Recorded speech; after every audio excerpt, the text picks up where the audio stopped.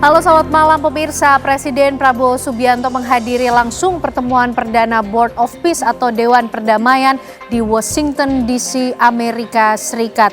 Apa kemudian poin-poin yang dihasilkan dari pertemuan perdana Dewan Perdamaian tersebut?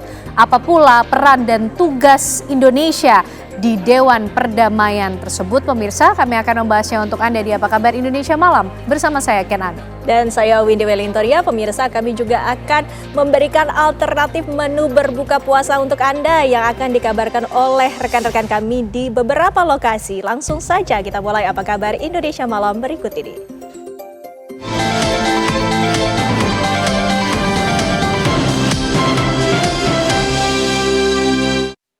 Nah pemirsa, jelang waktu berbuka puasa, ribuan warga membanjiri pasar takjil Ramadan di Tol HK Jabon Sidoarjo, Jawa Timur. Aneka jajanan makanan dan minuman dibanderol dengan harga terjangkau membuat target serbuan warga. Setiap memasuki bulan Ramadan, ribuan warga dengan kendaraannya memadati sepanjang jalan ini. Ratusan stan aneka jajanan dan makanan yang berderet dipadati pembeli. Selain harga yang ditawarkan cukup terjangkau, ragam pilihan kuliner juga tersedia banyak. Jajanan takjil di pasar Ramadan ini dijual mulai dari harga Rp2.000 hingga Rp10.000 per bungkus. Tidak hanya makanan, warga juga menyerbu aneka minuman yang dijual dengan harga Rp5.000 hingga Rp10.000 per gelasnya. Selain pilihan jajanan takjil, pembeli juga dengan mudah mencari makanan yang bisa dibawa pulang untuk disantap saat berbuka puasa. Di antaranya nasi pecel, gurita bakar, masakan aneka telur ikan, dan nasi cokot. Selain aneka kue masa kini, para pembeli di pasar takjil Ramadan Tol HK Jabon juga dapat dengan mudah menjumpai jajanan dan makanan tradisional seperti lumpia, serabi Solo, dan mendoan.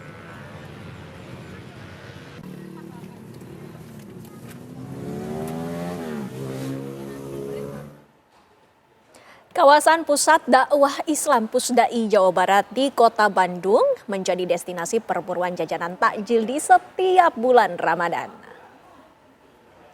Suasana Ramadan di kawasan Pusdai Jawa Barat memang sudah tidak asing lagi bagi warga Bandung.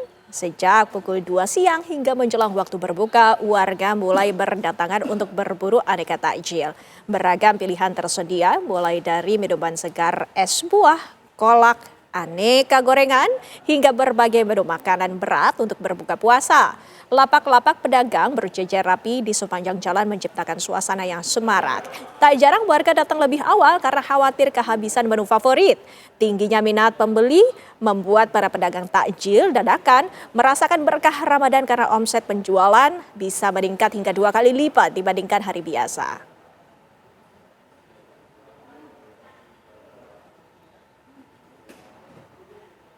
Nah, kini saatnya pemirsa kami ajak Anda untuk berburu dan mencicipi langsung kira-kira ada menu berbuka puasa apa ya yang menarik di sejumlah wilayah.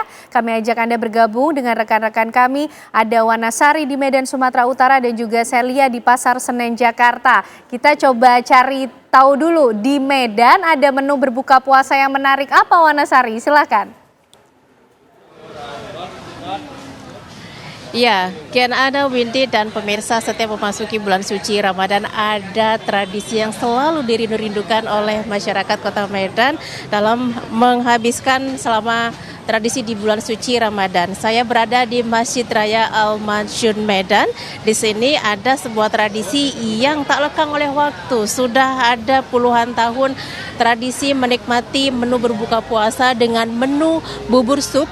Ini sudah ada sejak puluhan tahun lamanya. Dan Anda bisa lihat pemirsa, waktu berbuka puasa untuk Kota Medan masih sekitar 15-20 menit begitu, tetapi kita sudah melihat antrean ratusan warga Kota Medan yang tak sabar untuk menikmati nikmatnya bubur sup yang selalu tersaji di Masjid Raya Al-Mansyun Medan.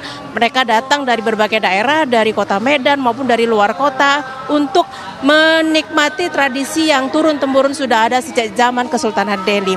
Nah, saya akan menunjukkan detail bagaimana penampakan dari bubur sup ini. Kalau sepintas ini kita lihat ada acar begitu, kemudian ada mie dan komposisi apa saja yang terdapat di dalam bubur sup ini yang katanya ini bermanfaat baik bagi kesehatan. Saya akan ngobrol langsung dengan juru masaknya, yaitu Bapak Haji Hamdan. Assalamualaikum Pak Hamdan, apa kabar? Waalaikumsalam, Mbak. Puasa kedua sehat ya Pak ya, insya Allah ya? Alhamdulillah. Mudah-mudahan sehat selalu. Pak, ini sudah ratusan warga yang antri untuk dapetin bubur sup ini Pak. Ini kira-kira setiap harinya berapa porsi yang disiapkan di sini? Kita ini ada terbagi dua, Mbak. Ada yang dibawa pulang masyarakat tadi habis sholat asar mengambil bawa pulang dan ditinggalkan di sini. Untuk jemaah ini totalnya lebih kurang untuk 1.000. Setiap hari 1.000? Setiap hari kita. Pak Hamdan, ini boleh cerita ya Pak ya, kira-kira komposisi di dalam bubur ini apa saja Pak? Katanya bermanfaat baik untuk kesehatan ya Pak ya? Ya, di sini ada daging, ada sayur kentang, wortel. Nah, ini ciri khasnya kita makannya ini pakai anyang. Nah, ini ciri khasnya. Jadi itu bedanya dengan bubur yang lain mungkin. Gitu. Pak, kira-kira manfaatnya apa sih Pak kalau kita mengkonsumsi bubur ini setelah seharian kita berpuasa? Ini kan seharian kita perutnya tidak makan ya. Ini kan makannya lembut. Jadi juga ada dagingnya juga ada sayurnya. Jadi sudah komplit untuk kesehatan ya mudah-mudahan. Pak Hamdan, ini menurut informasi proses pembuatannya juga lama ya Pak ya? Ya, kita prepare-nya dari pagi, motong daging, nyuci segala macam yang diperlukan. Habis sholat zuhur kita mulai memasak. Ya, silakan. Iya, aduh kita harus bergeser sedikit pemirsa karena sudah mendekati waktu berbuka puasa, warga juga sudah mulai crowded ini, saling berburu untuk mengambil jatahnya masing-masing. Nah, karena warga yang antri di sini sejak pukul 4 sudah mulai berdatangan ke Masjid Raya untuk dapat bagian bisa dibilang begitu dan menikmati bubur sup yang ada di sini. Saya pengen ngobrol lagi, wah ini dalam sekejap satu meja ini sudah habis nih Pak. Ini kalau Pak Hamdan, ini kalau habis di meja kira-kira bagaimana Pak untuk warga yang datang belakangan? Nah, itulah kami mohon maaf kemampuan yang kita siapkan cuman itu. Jadi ya mungkin ya kami mohon maaf lah yang bisa sebesar-besar. Oke, pemirsa di sini crowded sekali, warga begitu antusias untuk mendapatkan jatah bubur sup yang setiap harinya disiapkan sekitar 1.000 porsi. Saya coba akan bergeser sedikit pemirsa karena posisi kami persis di dekat meja sehingga warga sangat antusias mendapatkan ataupun mengambil jatahnya begitu. Baik Pak Hamdan, terima kasih atas waktunya, sehat selalu Pak. Pemirsa, saya akan ngobrol dengan warga yang ada di sini. Nah, Ibu, Assalamualaikum Ibu, boleh mengganggu waktunya? Oke, Ibu boleh berdiri sebentar ya Ibu ya. Ibu namanya siapa? Ibu Nisa. Bu Nisa dari mana Bu? Dari Medan atau dari luar kota? Dari Rantau Prapat. Jauh, luar kota ya Bu ya? Ya. Ibu jauh-jauh kemari, ini memang untuk menikmati bubur sup ini atau? Iya, memang kesini kami udah 4 kali nih lah. Udah 4 tahun berturut-turut tiap tahun. Dulunya awalnya kan ada saudara dari Medan, dibawa kemari. Oh, jadi pertama kali nikmati ya Bu ya? Ya. Oke Bu, apa sih Bu manfaatnya atau bagaimana sih Bu sensasi rasa yang Ibu rasakan ketika menikmati bubur sup ini? Wih, rasanya ya kayak mana ya kami bilang, namanya ini kan menu orang sultan ya kan. Nah, dibilangnya setahun sekali kita mendapatkan. Jadi orang kan berkejar-kejaran lah mau ngambil, tengok tuh kan banyak. Jadi kan kita kayak mana rasanya ya? Nikmat lah gitu, bahagia lah rasanya kayak kita buka puasa. Aku bilang mas suami ngambil cuti kerja, yuk kita ke sana, tak bilang. Jadi kan kata suami ayo, baru 2 hari lah kami di sini. Nah, jadi rencananya Bu akan berapa hari Bu menghabiskan waktu di Medan untuk menikmati aneka menu khas di kota Medan Bu? Aku rasa ambil cuti 1 minggu, nanti mau nengok itu Bajar itu ya kan. Medan Fair, Ramadan Fair ya. Nah, itu mau nikmati itu dulu. Gitu. Bu Nisa, terima kasih atas waktunya. Bentar lagi kita buka puasa ya Bu ya. Selamat menikmati bubur supnya. Baik, pemirsa. Begitulah suasana berburu menu berbuka puasa khas ala Sultan, Persisnya Sultan Delhi di Masjid Raya Al-Masyhur Medan, yaitu bubur sup. Saya kembalikan ke Ken Ana dan Windy Wellingtonia di Jakarta. Ya, bubur sup jadi rebutan. Selamat menikmati. Bu Anasari dari Medan, Sumatera Utara. Dan di Jakarta juga ada menu pilihan yang sering menjadi lokasi buruan di Pasar Senen. Celia, silakan.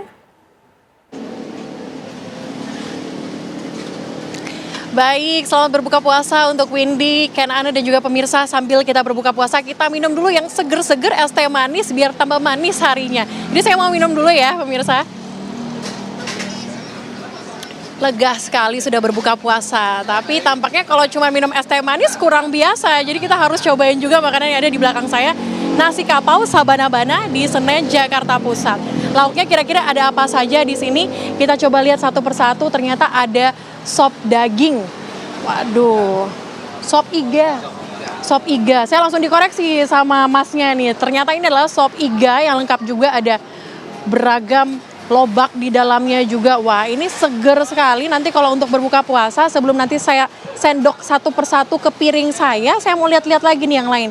Kalau di nasi kapau, yang terkenal itu adalah aneka gulai-gulainya. Mulai dari gulai ikan, kemudian di sini ada gulai tambusa. Ini gulai tambusa ini adalah gulai yang terbuat dari usus daging sapi, kemudian di dalamnya itu terdapat telur. Telurnya dikocok dulu, kemudian dimasukin, kemudian direbus, jadilah seperti ini tambusa. Di sampingnya bergeser sedikit, ini kalau kata masnya, ini namanya gazebo. Kenapa disebut gazebo? Lihat sendiri nih pemirsa, saya angkat untuk Anda. Ini daging sama lemaknya, lebih banyak lemaknya. Makanya ini disebut sebagai gazebo. Gazebonya nikmat sekali kalau nanti saya taruh langsung di piring saya dengan nasi panas. Bergeser ke sampingnya lagi, ini sepertinya lauk kesukaan dari kameramen saya. Ini namanya tunjang, atau kalau kita bahasa Indonesianya adalah kikil. Nah, ini dia tunjang. Namanya tunjang ya pemirsa, bukan tunjangan. Kalau tunjangan masih di angan-angan, nanti kita dapatnya akhir bulan. Jadi ditunggu nanti. Jadi saya makannya tunjang dulu. Karena kalau kata masnya, ini yang paling best seller adalah tunjang sama bebek cabai hijaunya.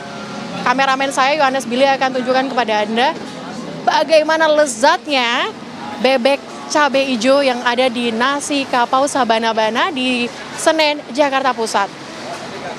Selain itu juga terdapat beragam dendeng, mulai dari yang cabai hijau, cabai merah, ada ayam bakar, ada yang kering-kering, ada juga perkedelnya. Nah, saya juga pengen makan ini nih. Ada kentang rendang. Kembali kali ya, rendang kentang. Ini kayaknya menarik, sama ada namanya gulai cincang. Nih, kualinya besar banget dan masih berbuih-buih, artinya masih panas. Jadi kalau mau yang datang ke sini, kenapa banyak yang memilih untuk datang makan langsung di nasi kapau? Karena masih panas seperti ini dan sudah tersedia semuanya. Jadi pengunjung tinggal langsung memilih menunya apa untuk makan, kemudian nanti langsung bisa disajikan di piringnya. Kalau saya udah lihat-lihat, sepertinya aromanya sudah membuat hidung saya pengen langsung makan. Jadi saya udah langsung harus manggil masnya, Mas, saya mau dong piringnya. Kita langsung harus ambil nih menu apa yang kemudian harus saya makan di berbuka puasa kali ini. Oke. Tak lupa ya, kalau kita agak bergeser ke belakang, ini masnya udah mulai nyiapin, ada sayur-sayurannya dulu sebelum nanti kita ambil lauknya apa. Mas, saya tadi mau tambusanya. Tambusu. Waduh, sebenarnya saya salah, namanya tambusu. Kemudian juga tunjang. Betul, tunjang. Ini boleh nih, kentang, rendang kentang. Sama saya juga mau dendeng cabai hijaunya. Oke. Nah, kalau Anda bisa lihat di sini ramai sekali. Kenapa kemudian masyarakat datang ke nasi kapau Sabana-Bana di Senen, Jakarta Pusat? Karena di sini sudah buka dari tahun 1970. Nah, karena sudah dari tahun 1970, jadi udah nggak salah lagi, rasanya pasti nikmat. Oke, kuah-kuahnya? boleh dikasih kuahnya. Kalau makan nasi kapau nggak pakai kuah, rasanya kurang nikmat ya Mas ya? Oke, ini kuahnya sepertinya di mix, dicampur. Oke. Siap Mas, terima kasih. Nah, ini dia menu saya. Pada kesempatan kali ini saya mau langsung makan. Buat teman-teman saya yang di studio biar ngiler, ada Ken Ana dan juga Windy Wellington ya. Jangan lupa nanti berbuka puasa dengan yang enak-enak seperti yang saya makan hari ini di Nasi Kapau Sabana-Bana di Senen, Jakarta Pusat. Wah, kita lihat dulu ya menunya ya. Oke. Wah, karena saya udah nggak sabar mau langsung makan, saya mau kembalikan dulu di studio. Ada rekan saya Ken Ana dan juga Wellingtonia yang siap untuk bekerja. Saya makan dulu ya. Saya kembalikan ke studio. Baik, terima kasih Celia Alessandra. Kita juga tidak sabar untuk buru-buru nyusul ke sana, ikut menyantap nasi kapau ya di Pasar Senen. Terima kasih rekan-rekan untuk referensi menu berbuka puasanya Celia Alessandra dari Pasar Senen Jakarta. Sebelumnya tadi ada Wanasari dari Medan, Sumatera Utara. Dan pemirsa, usai jeda kami masih akan menghadirkan informasi lain untuk Anda. Informasi dari petugas gabungan yang terus melakukan evakuasi rangkaian kereta Bandara Soekarno-Hatta atau Basuta yang anjlok usai alami benturan dengan truk di perlintasan kereta api antara stasiun Poris dengan stasiun Batu Ceper. Sesaat lagi informasi selengkapnya.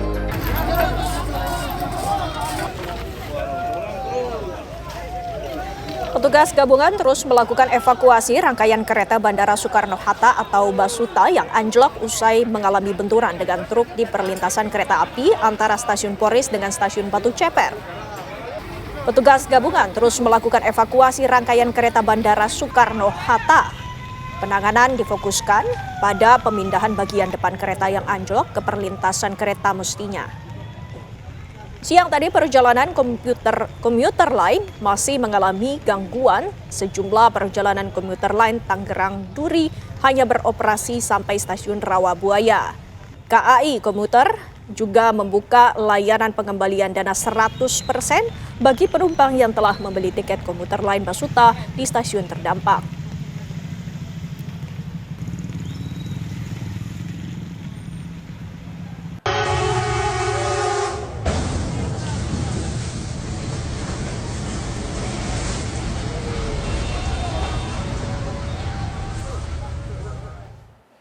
Kami ajak Anda pemirsa bergabung dengan rekan kami Hafsah Syafira untuk mengetahui bagaimana kondisi terkini di lokasi anjloknya kereta di Batu Ceper. Selamat malam Hafsah, bagaimana pantauan Anda hingga saat ini?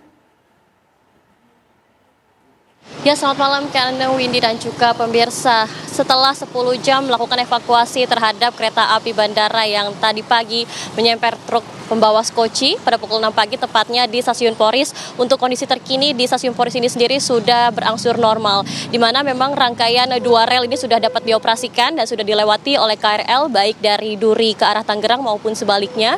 Kemudian juga tadi kalau kami memantau, dari kereta api bandara juga sudah mulai melintas secara bertahap, dan yang juga menjadi poin penting ini adalah kendaraan roda 2 dan juga kendaraan roda 4 sudah dapat melintas di stasiun Poris maksud kami. Artinya memang untuk aktivitas masyarakat ini sudah kembali normal, dan memang proses evakuasi ini tadinya dilakukan secara bertahap, di mana pada pagi hari tadi saat petugas KAI dan juga petugas gabungan lainnya masih melakukan evakuasi terhadap gerbong kereta yang keluar dari rel begitu, ini adanya sedikit peralihan peralihan arus lalu lintas seperti roda 4 dan juga roda 2 yang tidak bisa melintas. Kemudian juga kereta api yang hanya bisa melintas dari stasiun Duri ke Rawabuaya dan juga sebaliknya. Dan kereta api bandara yang sama sekali tidak dapat beroperasi sehingga memang adanya refund 100% dari pihak KAI. Dan setelah dari itu, setelah gerbong sudah berhasil dievakuasi secara bertahap, kemudian juga dari petugas KAI melakukan pembetulan terhadap bantalan rel, kemudian juga terhadap arus listrik yang juga menjadi imbas dari adanya kejadian tersebut.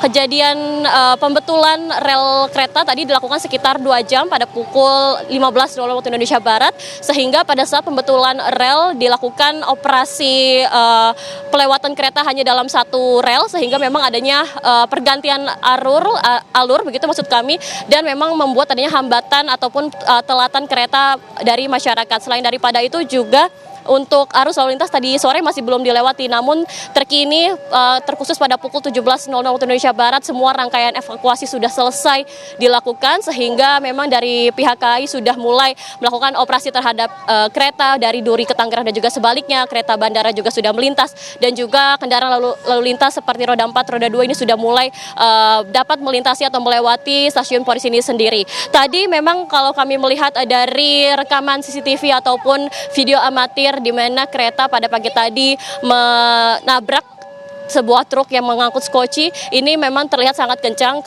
dikarenakan dari video tersebut terlihat bahwa truk itu terseret sepanjang 100 meter ke depan, sehingga memang membuat aktivitas masyarakat sempat terhambat sebentar, namun sekarang sudah kembali normal dan memang untuk kondisi terkini sudah dapat beraktivitas kembali, tidak ada hambatan kereta maupun hambatan lalu lintas yang terjadi. Demikian informasi yang bisa kami sampaikan.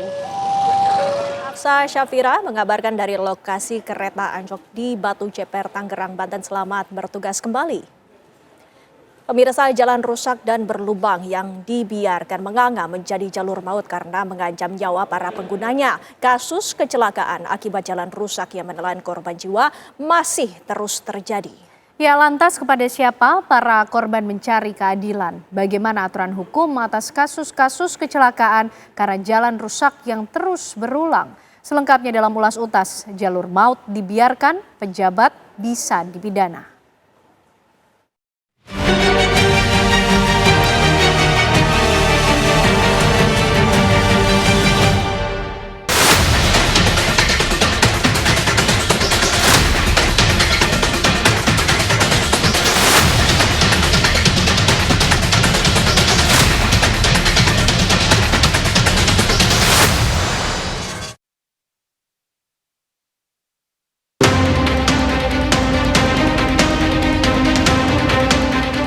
Jalan rusak di sejumlah ruas jalan di tanah air seolah menjadi pemandangan yang biasa. Apalagi ketika musim hujan, kerusakan jalan di mana-mana seperti diwajarkan. Karena toh akan selalu ada proyek rutin tambal sulam jalan. Sementara ada fakta, jalan rusak dan berlubang yang dibiarkan menganga itu menjadi jalur maut karena mengancam keselamatan nyawa pengguna jalan. Seperti yang terjadi di kawasan Jalan Matraman Raya, Jakarta Timur pada 9 Februari lalu. Nyawa seorang pelajar berusia 16 tahun melayang setelah ia dan sepeda motor yang dikendarainya jatuh lantaran menghantam lubang di badan jalan. Peristiwa ini dan masih banyak lagi kecelakaan yang serupa belakangan ini sebagai alarm bahwa jalan berlubang menjadi lawan mematikan pengguna jalan. Keselamatan rakyat itu adalah hukum yang paling tinggi. Nah, karena itu berbagai macam upaya harus dilakukan, harus disiapkan, disediakan oleh negara, oleh pemerintah untuk keselamatan rakyat itu sendiri. Baik itu di angkutan darat, angkutan laut, maupun angkutan udara. Baik di jalan maupun di mana saja. Nah, karena jumlahnya banyak, saya rasa itu memang perlu aparat penegak hukum itu nggak usah nunggu laporan gitu. Jadi harus proaktif itu. Jadi menegakkan aturannya itu aparat penegak hukum ya bisa polisi, bisa kejaksaan atau bisa yang lain gitu. Tapi yang jelas polisi harus segera tanpa harus menunggu laporan kalau ada jalan rusak itu mendorong agar disampaikan kepada pihak yang bertanggung jawab. Kalau itu jalan provinsi ya kepada gubernur, kalau jalan pemerintah pusat ya kepada Kementerian PU, kalau jalan kabupaten ya diserahkan kepada bupati atau wali kota. Kalau misalnya terjadi kecelakaan atau terjadi korban, tinggallah memproses sesuai dengan aturan yang berlaku. Secara hukum, pemerintah wajib menyediakan jalan yang layak dan aman bagi rakyat. Lantas, bagaimana dengan peristiwa kecelakaan maut di jalan berlubang? Apakah ada pelanggaran hukum di balik itu? Yang terjadi belakangan ini, ya, di mana ada orang jatuh saat mengendarai kendaraannya di jalan karena jalannya berlubang, maka kalau misalnya jalan berlubang itu dibiarkan dalam waktu yang lama atau semacam ada pembiaran, ya, tidak diperbaiki jalan yang berlubang itu, ya padahal rakyat butuh kenyamanan saat mengendarai kendaraannya, dan justru yang terjadi sebaliknya, maka kalau kita merujuk kepada undang-undang yang mengatur tentang lalu lintas jalan dan angkutan, itu kan mereka bisa dipidanakan. Di era sekarang yang kaitannya jalan banyak yang rusak, saya kira pasal 273 Undang-Undang Lalu Lintas wajib dikenakan kepada penyelenggara yang tidak ada itikat baik perbaikan jalan yang mengakibatkan korban-korban pengguna jalan. Saya kira satu-satunya jalan masyarakat pengguna jalan untuk segera melaporkan. Dengan bukti-bukti apa? Kondisi jalan, kondisi luka, kondisi memar, kondisi situasi sebagai bukti. Artinya apa? Pemerintah AB terhadap perbaikan jalan yang digunakan pada pengguna jalan. Karena pengguna jalan sudah membayar pajak yang untuk melakukan perbaikan jalan, tapi tidak dilakukan. Nah, itu sudah diatur dalam Undang-Undang 273 Undang-Undang Lalu Lintas. Ini sebagai bentuk ius operatum. Ya, pemerintah pusat maupun daerah sebagai penyelenggara jalan tak bisa menghindar dari tanggung jawab hukum jika terbukti ada pelanggaran terkait jalan rusak dan berlubang.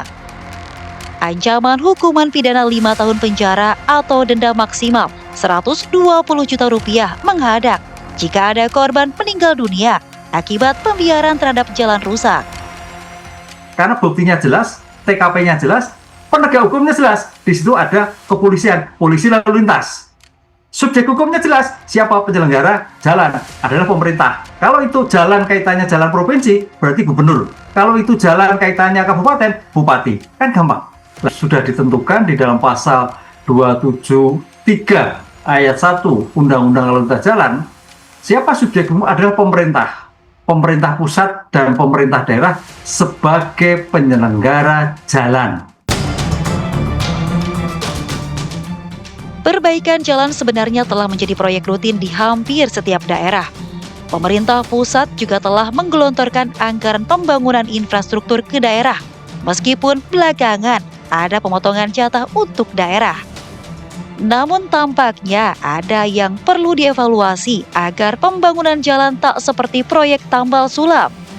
Memang di Republik ini yang harus kita sadari betul bahwa kadang membuat jalan itu mudah, tapi memelihara ya itu yang sangat kesulitan, sehingga kadang pemeliharanya seperti tambal sulam ya, ada lubang ditempel ya, nah kemudian hujan ya sering dilalui oleh kendaraan sehingga dia terkelupas lagi, lubang lagi ya. Jadi memang ini masih persoalan klasik dan klise ya. Hampir semua daerah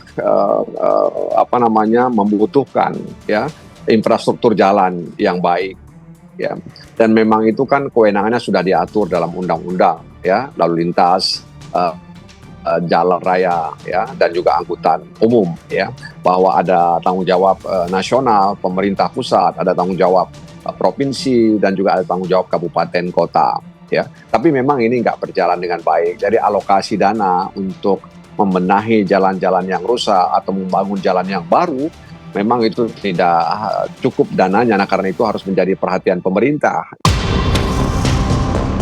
Dengan ketentuan hukuman pidana yang jelas, aturan tersebut menjadi peringatan bagi penyelenggara jalan, baik pemerintah pusat maupun daerah, agar lebih sigap menangani kerusakan infrastruktur jalan sebelum ada korban.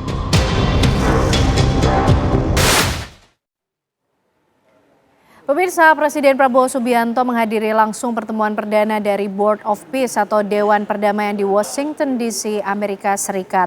Lalu apa kemudian hasil dari pertemuan tersebut? Sudahkah tergambar peran dan fungsi Indonesia dalam Dewan Perdamaian? Kami akan bahas untuk Anda di Apa Kabar Indonesia Malam.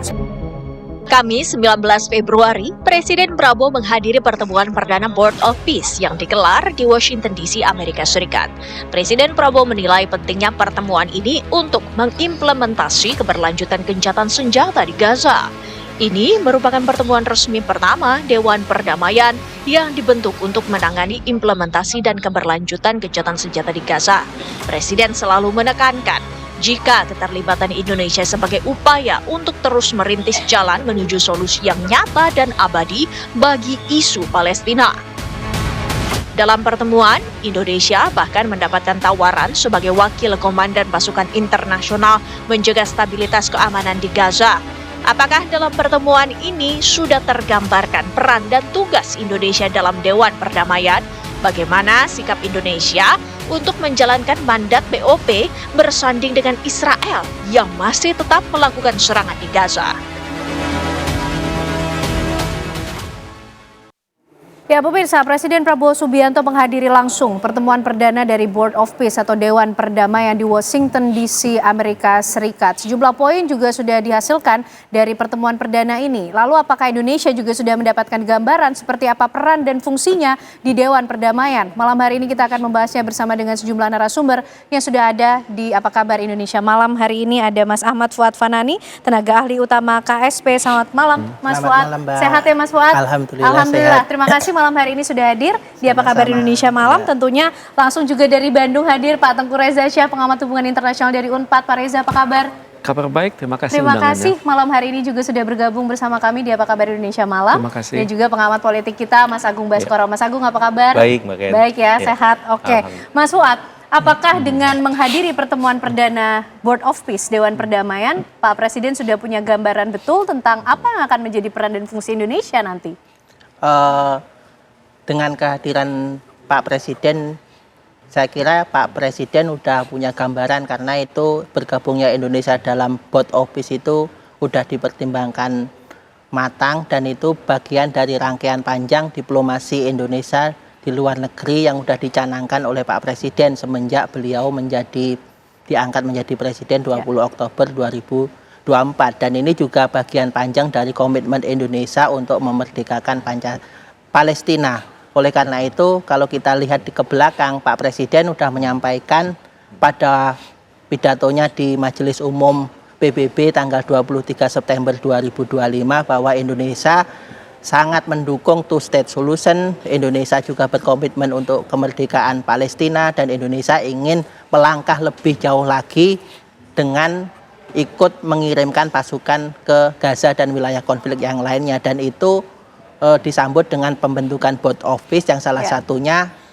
diamanatkan adalah International Stabilization of Force. Jadi kedatangan Pak Prabowo, Pak Presiden ke KTT Board of Peace BOP pertama itu menegaskan kembali bahwa Indonesia ingin turut serta dan melangkah lebih konkret untuk memperjuangkan kemerdekaan Palestina dan Indonesia menawarkan ada 3 hal yang bahwa dalam kedatangannya itu untuk mengawal bahwa Board of Peace itu tidak bertentangan dengan piagam PBB. Setelah itu Board of Peace itu tetap di jalur yang real yang tepat yaitu untuk memperjuangkan kemerdekaan Palestina dan yang ketiga itu agar Board of Peace itu sesuai dengan Dewan Keamanan PBB itu. Oke, nah langkah konkret yang kemudian akan diambil oleh Presiden Prabowo dan tentunya membawa nama Indonesia sampai sejauh mana Mas Fuad? Sudahkah dihasilkan juga dari poin-poin pada pertemuan perdana kemarin? Salah satunya mendapatkan tawaran sebagai wakil komandan ISF bahkan? Iya, itu merupakan salah satu hal yang konkret dan itu merupakan prestasi luar biasa dari pemerintah Indonesia yang patut kita apresiasi. Kenapa patut diapresiasi? Itu adalah bentuk kepercayaan dari dunia, dari Board of Peace itu bahwa Indonesia punya pengalaman panjang untuk memimpin menjadi wakil komandan ISF itu. Dan itu menunjukkan bahwa Indonesia diakui pengalamannya. Kalau kita lihat ke belakang, Indonesia sudah berpartisipasi dalam pengiriman pasukan itu bahkan sejak tahun 1957. Dan semenjak tahun itu Indonesia waktu itu kalau kita hitung baru 12 tahun merdeka. Dan setelah itu Indonesia juga berpartisipasi dalam pengiriman pasukan seperti yang banyak terkenal itu di Libanon, di wilayah konflik lainnya itu. Dan itu adalah langkah konkret dan itu disampaikan juga oleh Pak Presiden bahwa Pak Presiden siap untuk mengirimkan 8.000 pasukan ke sana itu. Oke, baik. Pak Reza, apa yang dihasilkan dari pertemuan perdana Board of Peace atau Dewan Perdamaian ini semuanya sudah on the track pada jalur yang benar? Bagaimana posisi dan peran Indonesia? Peran Presiden di dalam Board of Peace itu sangat psikologis itu. Beliau tanpa sadar sudah ditempatkan oleh Donald Trump sebagai orang kedua di situ. Trump sebagai pendiri, betul. Tapi Trump memiliki penghargaan khusus kepada presiden kita dengan 2 buah kata kunci, tough dan smart. Tough itu kan tangguh. Smart itu artinya cerdas ya. Kemudian beliau mengatakan ini pemimpin besar dari negara yang sedang membangun dan penduduknya berapa sampean? 300 sekian ratus juta. 240 juta. Trump baru manggut-manggut. Ternyata ini penduduknya dekat sekali dengan Amerika. Ini bagi Presiden Prabowo Subianto ini merupakan start yang awal ini. Beliau pidatonya yang 2 menit itu sangat diplomatis, menghargai PBB, menghargai ide Donald Trump, dan menghargai bahwa proses nanti akan ada tantangan dan hambatan, tapi dengan kepemimpinan Donald Trump di situ, Indonesia yakin akan mencapai tujuan sesuai dengan harapannya. Tampaknya beliau itu sangat berharap nanti suatu saat kelak itu Board of Peace itu berjalan beriringan dengan PBB dan mungkin mengubah keyakinan Donald Trump bahwa dia akan menjadikannya PBB baru. Mungkin pelan-pelan. Karena Pak Prabowo ini bergerak, saya pikir, dengan strategi Sandi Yuda ini. Sangat hati-hati masuk kepada sasaran dan pada saat yang sama dekat dengan semua pemimpin besar dunia. Dengan strategi merangkulnya beliau ini, Pak Reza. Ini menarik ini. Ini menjadi temuan besar dalam hubungan internasional nih. Di kalangan elit, Sandi Yuda itu diterapkan dan terbukti kan kalau masyarakat di Uni Eropa kalau sedang punya masalah dengan Paman Putin, itu agak sungkan bicara langsung pada Paman Putin. Makanya minta jasa baik Presiden kita. Presiden kita ya sesuai amanah konstitusi harus mengupayakan perdamaian dunia. Beliau bicara dengan jelas, to the point, dan Pak Putin manggut-manggut, kemudian begitu dicek kepada yang memberi pesan, dia senyum-senyum juga. Berarti ya Pak Prabowo ini sudah melangkah menjadi negarawan memang. Dan ini yang patut kita semua syukuri ya. Karena dunia sekarang sedang butuh pemimpin alternatif. Trump sudah menua, kemudian Oki pemimpinnya juga nggak jelas, GNB nggak jelas, Liga Arab nggak jelas, kerjasama Selatan-Selatan seringkali perlu ide. Saya pikir Pak Prabowo ini muncul pada saat yang tepat ini. Apalagi sudah di-endorse oleh Donald Trump langsung kan. Jadi saya sangat berharap ada kinerja beliau yang lebih meningkat tajam di dalam Board of Peace ini. Artinya posisi dan peran Indonesia sudah mulai dipandang sebagai jembatan stabilitas global, Pak Reza? Sudah, dan ini kan juga tergantung daripada stabilitas dalam negeri kan. Karena teorinya mengatakan foreign policy begins at home. Kalau beliau berkinerja luar biasa di luar negeri, kemudian di dalam negeri banyak masalah yang tidak terselesaikan, itu bisa menjadi umpan balik yang dahsyat bagi beliau sendiri. Jadi saya pikir tiba saatnya rehat dulu dari luar negeri, mengurus urusan dalam negeri. Kan dalam urusan negeri ini nggak bisa main-main. Ratusan juta rakyat Indonesia sangat tergantung kepada tanda tangan beliau. Apalagi kalau beliau mengatakan ya, kalau boleh saya tafsirkan ya, keadaan dunia sekarang sedang unik ini. Hukum internasional sedang goyah, tapi figur Donald Trump itu sebagai pengendali dunia itu sedang naik-naiknya. Jadi karena itu beliau harus bergerak di dua kaki. Di PBB tetap dipertahankan dan masuk kepada Board of Peace dengan penuh kesadaran. Karena kalau telat masuk, kita tidak punya energi untuk agenda setting kan. Dengan berada di awal, lah pamor beliau naik di hadapan sesama sesepuh pendiri Board of Peace. Kemudian juga tadi ada statement tentang wakil pimpinan untuk Stabilization Force. Betul Pak Fuad tadi mengatakan, ini bukan hadiah. Emang terbukti kok dari tahun 50-an Indonesia itu kinerjanya bagus. Pak Prabowo menyebut itu kan bukan serdadu kan. Pada saat September itu our sons and daughters kan. Anak-anak kami. Berarti kalau saya boleh ngulangin, anak-anak kita itu yang ikut dalam program-program perdamaian dunia itu kualitasnya tinggi, loyalitasnya tinggi, dan punya kemampuan hukum internasional dan kemampuan penyesuaian diri dengan lingkungan setempat. Nah, seringkali kalau ada hal-hal yang nggak terselesaikan oleh kontingen lain, mereka datang ke Indonesia, minta diselesaikan oleh Indonesia. Baik, itu posisi Presiden Prabowo Subianto dipandang oleh dunia. Mas Agung melihat sosok Presiden Prabowo sendiri dan juga jabatan politik, bagaimana pergerakan politiknya juga mendapatkan pujian, bahkan cukup banyak di Board of Peace sebagai negara yang hebat, tangguh, cerdas seperti yang tadi disampaikan Pak Reza. Kalau Mas Agung melihat tadi seperti yang disampaikan, politik dalam negeri menjadi cerminan di politik luar negeri sehingga bisa mendapatkan posisi yang dipercaya oleh banyak negara. Pertama secara kuantitatif kan itu kita tahu survei terbaru menempatkan approval rating presiden cukup tinggi ya, 79,9. Artinya kepuasan publik terhadap kinerja presiden cukup bagus. Dan salah satu indikator paling kuat itu di bidang keamanan. 57% semacam itu dibanding bidang-bidang lain yang mendapat catatan minor semacam itu. Yang jelas dengan posisi presiden hari ini saya melihat kinerja lembaga kepresiden cukup atraktif, cukup menarik karena bisa membuat ya bukan hanya di domestik tapi juga di global melihat Indonesia sebuah alternatif gitu. Apalagi pendekatannya ketika kita bicara Palestina semacam itu Gaza. Selama ini kan kita hanya sebatas menolak dan melawan. Tapi kali ini dari dalam kita ingin masuk menyelesaikan itu tanpa kemudian meninggalkan peran-peran strategis kita di PBB, di OKI, di ASEAN dan seterusnya. Jadi saya kira ini langkah baru, langkah maju yang mungkin saja ada pro kontra di luar tapi itu it's okay, it's normal gitu. Ini new normal. Era baru, fase baru, kita melakukan pendekatan yang beda untuk Palestina dan Gaza. Dan yang kedua juga yang perlu disoroti, saya melihat memang kepemimpinan Presiden Prabowo hari ini memang berbeda dari presiden-presiden sebelumnya yang lebih atraktif, ya lebih atraktif, lebih orkestratif dengan seluruh instrumen yang dia miliki semacam itu.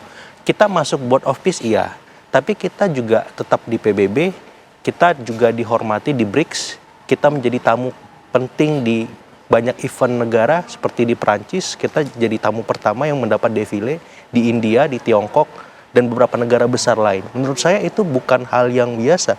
Bahkan beberapa negara sahabat cukup iri dengan apresiasi yang diberikan kepada presiden.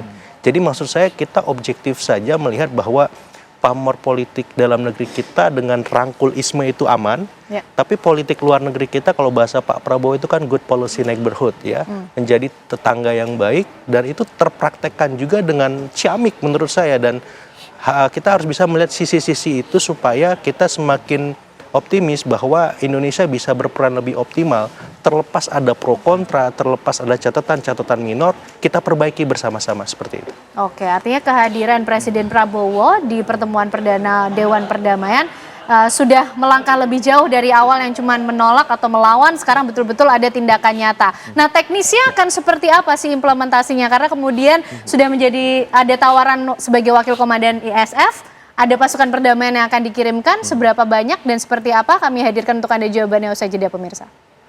The achievements of the ceasefire is real. We commend this and therefore we reaffirm our commitment to contribute significant number of troops, up to 8,000 or more if necessary. We are prepared to contribute the troops to take part actively in the international stabilization force to make this peace work. Thank you very much.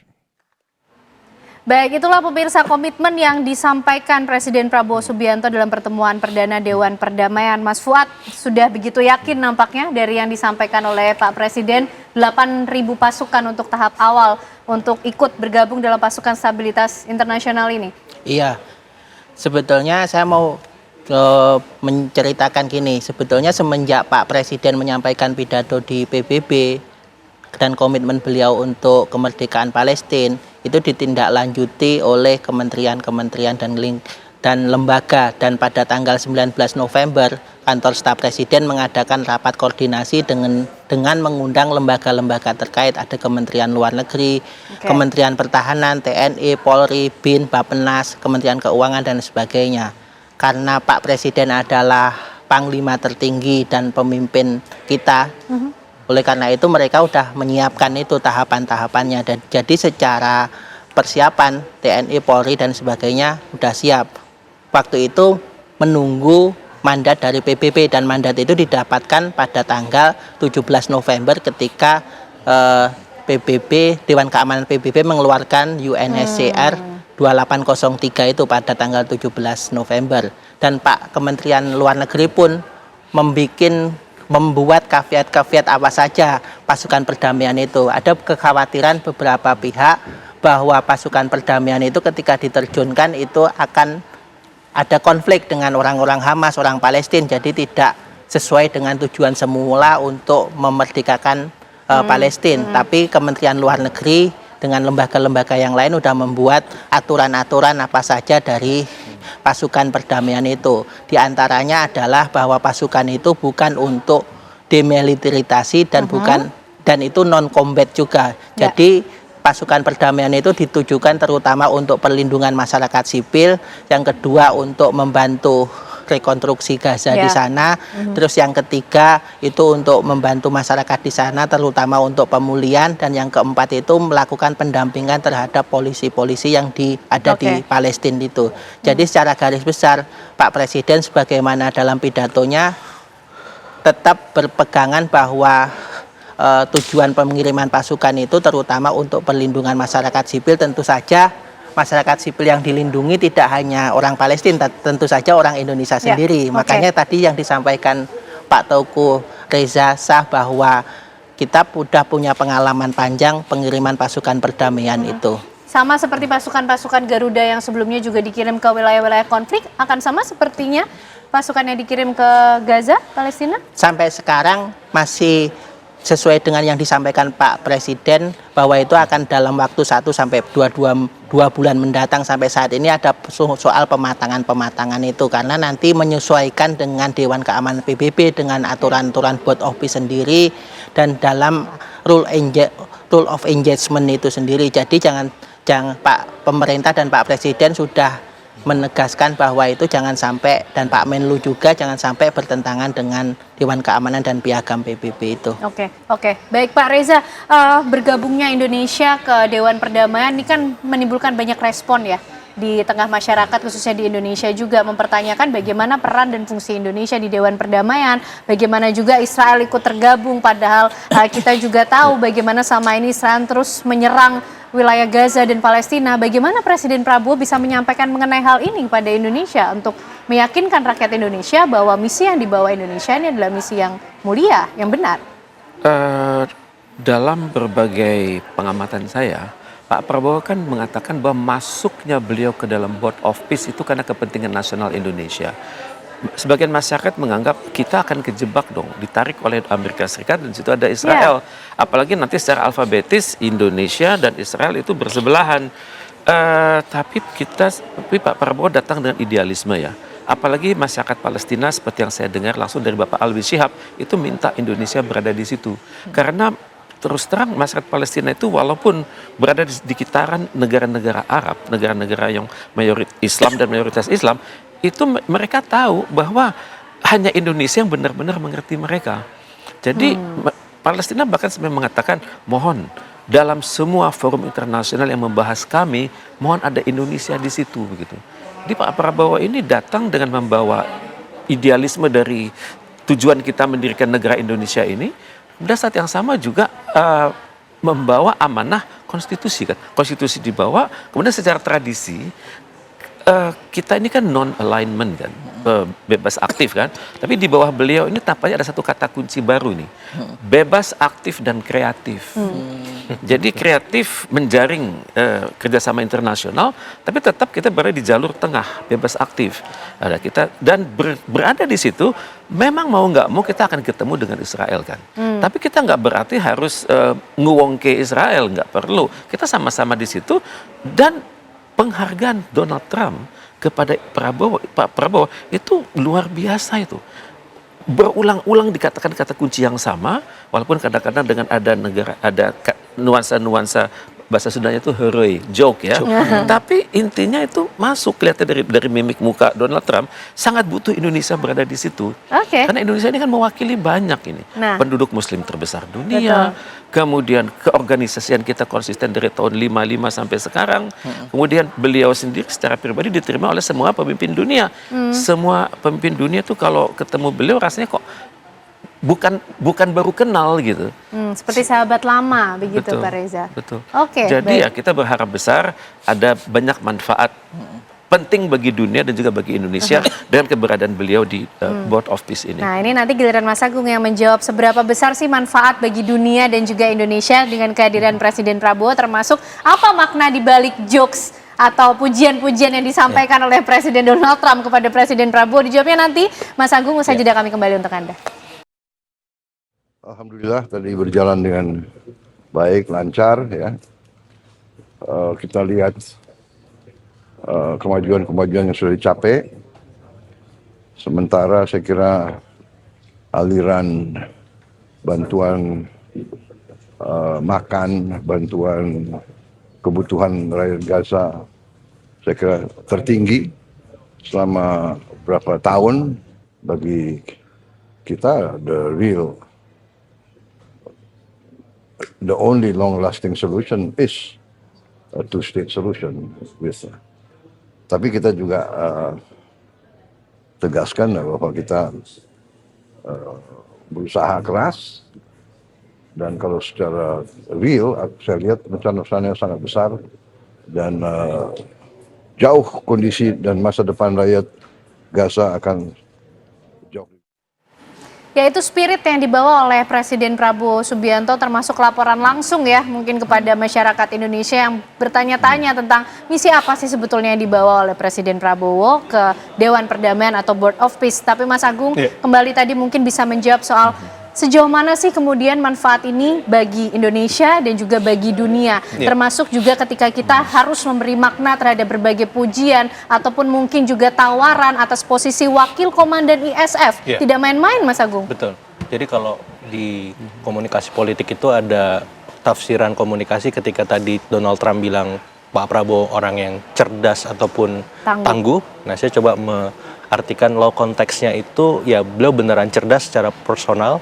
Tapi secara institusional, Donald Trump mengakui bahwa ini gerak langkah Presiden Prabowo cukup atraktif, orkestratif ya. Karena ketika kita hadir di Board of Peace, di saat yang sama Pak Sugiono juga hadir di PBB semacam itu. Di saat yang sama juga kita menandatangani tarif resiprokal yang 19% itu yang kemarin sebelumnya 32%. Nah, ini manfaatnya bagi masyarakat kita cukup besar, Ken.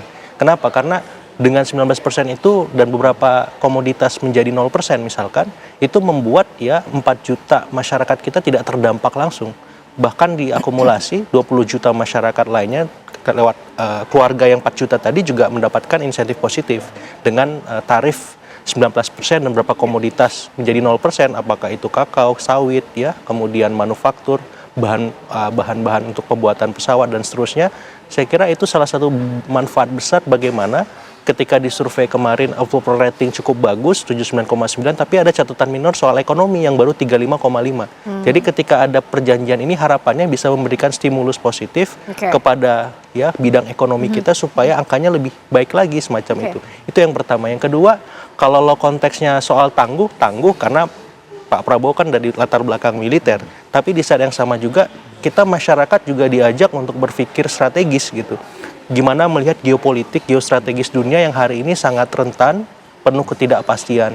Jadi ketika Board of Peace kita hadiri, sebenarnya kan di saat yang sama kita juga menandatangani tadi ya, tarif resiprokal yang harus kita sepakati bersama Amerika.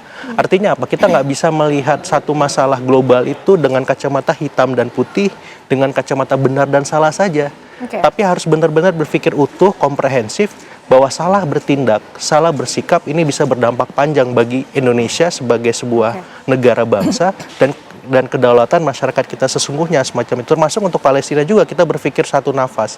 Jadi saya mengapresiasi cara Presiden bergerak dan berpikir untuk mengajak kita untuk kita cerdas dan tangguh juga. Sehingga Donald Trump wajar mengatakan demikian karena apa? Di panggung depan seperti itu, di panggung belakang Pak Presiden juga atraktif gitu. Kita masih terlibat di banyak forum-forum organisasi juga. Kita dekat dengan China, dengan Rusia, kita dihormati di BRICS, kita dihargai di semua forum. Maksud saya masyarakat kita mestinya berpikir lebih holistik, komprehensif melihat gerak politik Presiden. Dan harapan saya Mas Fuad sama teman-teman di KSP ataupun di institusi lain harus mensosialisasikan ini secara aktif, secara masif ke masyarakat supaya tidak disalahpahami dan akhirnya persepsi opini yang memang tidak objektif tadi bisa semakin dinetralisir ke arah yang benar-benar objektif semacam itu. Oke, baik. Nah, Mas Fuad, bagaimana kemudian akan mensosialisasikan mengenai begitu banyak rencana yang juga kalau menurut Pak Prabowo tadi disampaikan sudah banyak kok kemajuan yang dihasilkan di pertemuan perdana Board of Peace. Gimana Mas Fuad? Ya, terima kasih tadi yang disampaikan Mas Agung bahwa kita perlu banyak mensosialisasikan tentang kinerja dan rencana-rencana Pak Presiden itu. Jadi kalau dalam literatur hubungan internasional sebetulnya yang dilakukan Pak Presiden saat ini dan pemerintah Indonesia saat ini bisa kita kategorikan yang disebut sebagai active hedging. Itu lawannya dengan passive hedging. Jadi active hedging itu kita sebagai middle power berusaha masuk ke dalam, ke organisasi, banyak organisasi itu, kita sifatnya bukan pasif, tapi kita pengen mendapatkan peran yang menonjol. Kenapa pengen mendapatkan peran menonjol? Karena sebagai middle power, kita akan diperhitungkan dan kita akan memberikan kontribusi yang sangat konstruktif. Dan itu dibuktikan misalkan ketika pada saat bersamaan Pak Presiden Prabowo ke New York untuk penandatangan BOP itu, beliau juga tanggal 18-nya juga bertemu dengan untuk menyaksikan penandatangan 11 MOU, ada 38,4 miliar dolar USD itu untuk yang investasi ke Indonesia itu. Dan yang ketiga, Pak Menlu Sugiono juga tidak hanya pasif, karena pada saat yang bersamaan, karena ketika banyak kritik-kritik ini BOP, terus setelah itu BOP apa yang dilakukan, banyak orang yang menganggap BOP jalan tapi habis itu langsung ada serangan itu. Kita harus mengasumsikan bahwa BOP itu bukan seperti lampu Aladin ketika jadi langsung ada perubahan saat itu juga. BOP itu kan sebuah lembaga yang punya kinerja. Ada kinerjanya itu bisa terukur, terlaksana, dan ada evaluasi-evaluasinya. Oleh karena itu, Pak Menlu Sugiono waktu di Amerika sebelum Pak Prabowo juga bertemu dengan Sekjen PBB dan mendiskusikan bahwa BOP itu jangan tujuannya untuk melindungi rakyat Palestina, yang kedua juga untuk memperkuat kerjasama multilateral. Jadi BOP itu tidak keluar dari semangat multilateralisme itu. Terus yang kedua, Pak Sugiono juga bertemu dengan perwakilan resmi Palestina yang ada di PBB, dan perwakilan resminya itu mengapresiasi keterlibatan Indonesia di BOP dan menganggap bahwa Indonesia dengan bersama negara-negara Islam yang lainnya bisa memberikan sumbangan yang konstruktif untuk BOP itu, karena BOP ini kan sebuah jalan yang nanti tujuannya dan yang salah satu diamanatkan itu kan untuk membentuk yang udah dibikin, yang udah dibuat itu sebagaimana disampaikan oleh Pak Presiden, Pak Menlu, dan perwakilan-perwakilan pemerintah lain, yaitu lembaga yang NCAG itu, National Committee for the Administration of Gaza. Yang di situ ada perwakilan teknokrat dari Palestina. Setelah itu tujuannya nanti untuk membantu rakyat Palestina dan ujungnya nanti untuk membentuk two-state solution, seperti itu. Jadi tadi disampaikan yang lainnya bahwa antara kepentingan nasional dan kepentingan internasional itu sejalan beriring. Kenapa bisa dikatakan sejalan beriring? Karena Pak Presiden tidak hanya fokus pada BOP, tapi Pak Presiden juga membuka kerjasama dengan kekuatan-kekuatan besar yang ada di dunia. Misalkan bulan depan, pada bulan April, Indonesia kan akan menjadi tuan rumah di AIDS itu. Terus Indonesia juga bergabung dalam BRICS, Indonesia berhubungan baik dengan Cina dan sebagainya. Itu semua kan untuk menyelaraskan bahwa yang dipikirkan Indonesia itu gak cuma satu hal, tapi berusaha mensinkronkan banyak kepentingan-kepentingan nasional itu, tapi di saat yang sama juga tetap berpegang pada konstitusi dan juga ingin memerankan peran yang konstruktif untuk perdamaian dunia dan kemerdekaan Palestina. Oke, itu yang perlu diketahui oleh masyarakat Indonesia tentang misi yang dibawa oleh Presiden Prabowo Subianto. Pak Reza, sebagai suggestion mungkin Pak Reza juga sempat diundang oleh Presiden ke istana untuk membicarakan mengenai hal ini. Ke depan seperti apa kemudian Indonesia harus melangkah? Presiden Prabowo harus bersikap seperti apa sehingga kita tidak hanya melihat ini sebagai retorika podium saja, tapi betul-betul mewujudkan komitmen perdamaian dunia, bebas, aktif, kreatif? Iya, karena sebagai insannya beliau itu sudah komplit itu. Intellectual quotient oke, spiritual quotient oke, kemudian managerial quotient oke, leadership quotient oke ya. Bagaimanapun juga diperlukan komunikasi ya. Komunikasi itu lintas usia, lintas profesi, dan lintas bahasa. Apalagi kita ini masyarakat yang sangat heterogen ya.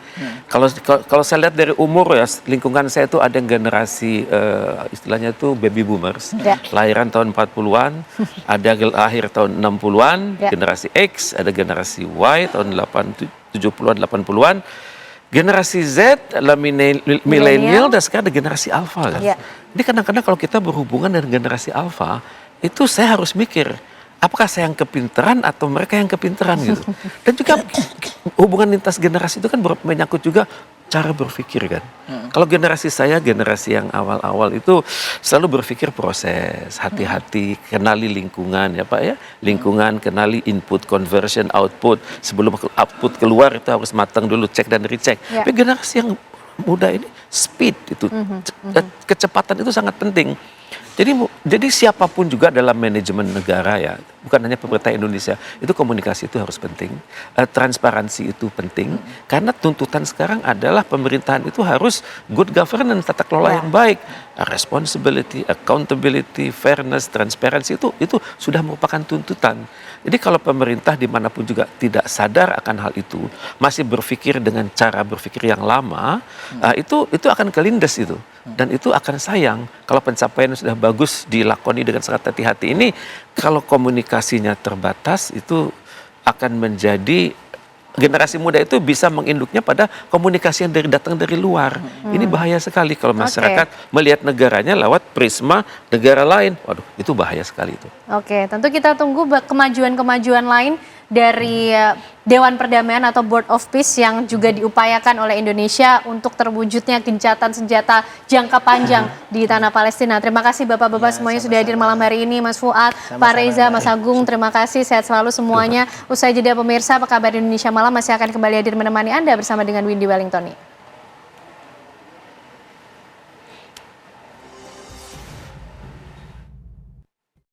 Pemirsa, seorang nasabah kartu kredit di Surabaya, Jawa Timur melaporkan dugaan tindakan premanisme yang dilakukan oleh sejumlah oknum yang merupakan penagih hutang atau debt collector ke polisi. Kami akan hadirkan informasinya sesaat lagi.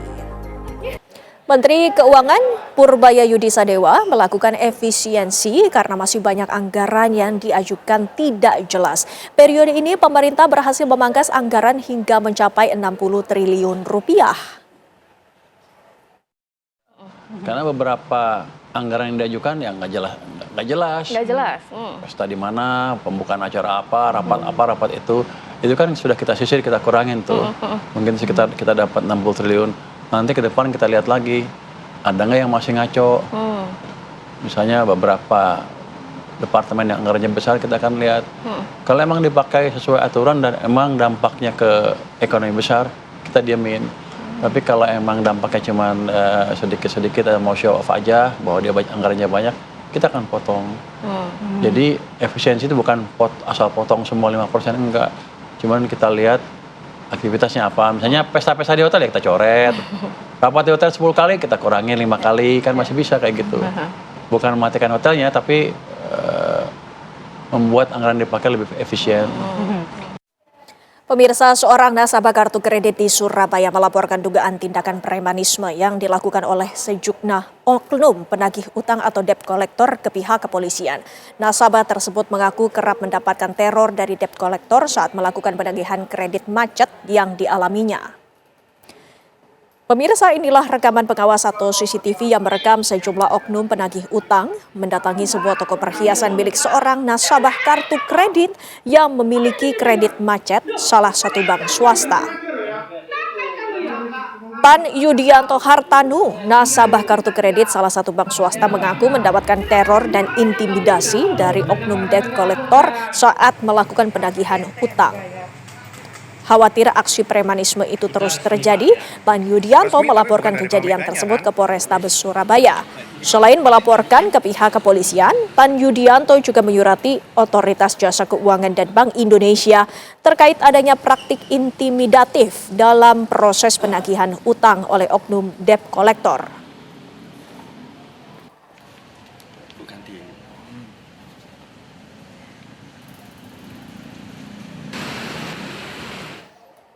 Viral seorang pelaku pencurian ponsel warga saat hendak ditangkap naik ke atap. Kejadian tersebut terjadi di wilayah Sekejati, Kecamatan Buah Batu, Kota Bandung, Jawa Barat. Inilah video amatir yang viral saat petugas kepolisian sektor Buah Batu Polrestabes Bandung dibikin repot oleh seorang pria yang diduga telah melakukan pencurian di sebuah warung milik warga. Awalnya terduga pelaku datang pura-pura bertamu dan meminta minum air putih. Namun diduga pelaku yang terpengaruh minuman alkohol tiba-tiba ngamuk dan membanting barang-barang yang ada di warung korban. Setelah itu lari ke dalam kamar korban lalu mengambil tas yang berisikan 4 buah ponsel. Setelah itu korban lari ke atas atap. Di sana pelaku sempat melempari warga dan petugas, bahkan sempat dibuat repot petugas sebelum akhirnya berhasil ditangkap dan dibawa ke Polsek Buah Batu.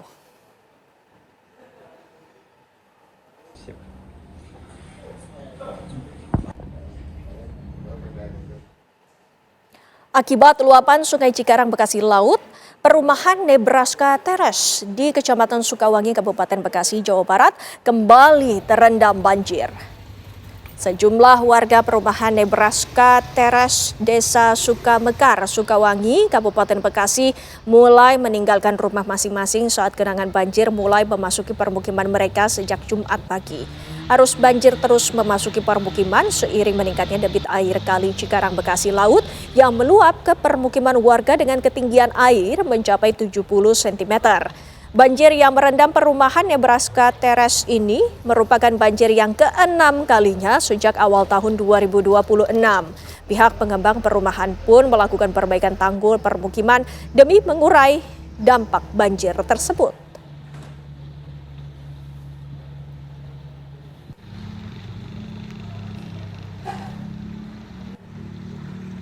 Sementara banjir yang merendam ratusan rumah warga di Karawang, Jawa Barat terus meluas. Tim SAR gabungan terus melakukan kegiatan evakuasi warga ke lokasi yang lebih aman. Dari pantauan kamera udara, pemirsa, banjir di Dusun Pangasinan, Desa Karangligar, Kecamatan Teluk Jambe Barat, Karawang, Jawa Barat, kian meluas. Ratusan permukiman warga sudah mulai terendam banjir. Selain meluas dan air banjir semakin tinggi merendam rumah warga. Kondisi ketinggian air banjir hingga Jumat siang di titik terdalam yaitu 2 meter lebih. Tim SAR gabungan terus melakukan kegiatan evakuasi warga karena air limpasan dari sungai Jebeet masih deras. Warga berharap banjir di tengah bulan puasa ada bantuan tempat tinggal sementara atau makanan siap saji untuk warga sahur ataupun berbuka puasa.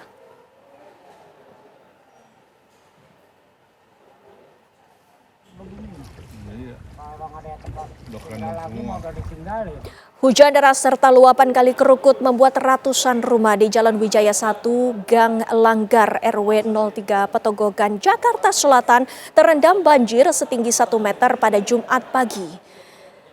Seperti inilah pemirsa kondisi permukiman di Jalan Wijaya Gang Langgar, Jakarta Selatan. Nampak air merendam sedikitnya ratusan rumah di 15 RT dan di RW 03, Petogogan. Menurut warga, banjir yang menggenangi permukiman mereka akibat curah hujan yang tinggi dan luapan air Kali Kerukut yang berada di sekitar permukiman. Ketinggian air bervariasi dari 60 cm hingga 1 meter. Para warga tetap bertahan di rumah masing-masing namun hanya mengevakuasi kendaraannya ke tempat yang lebih tinggi.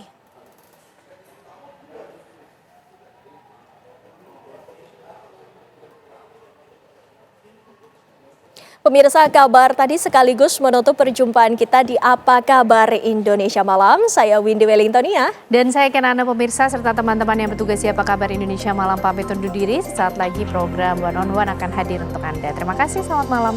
Sampai jumpa.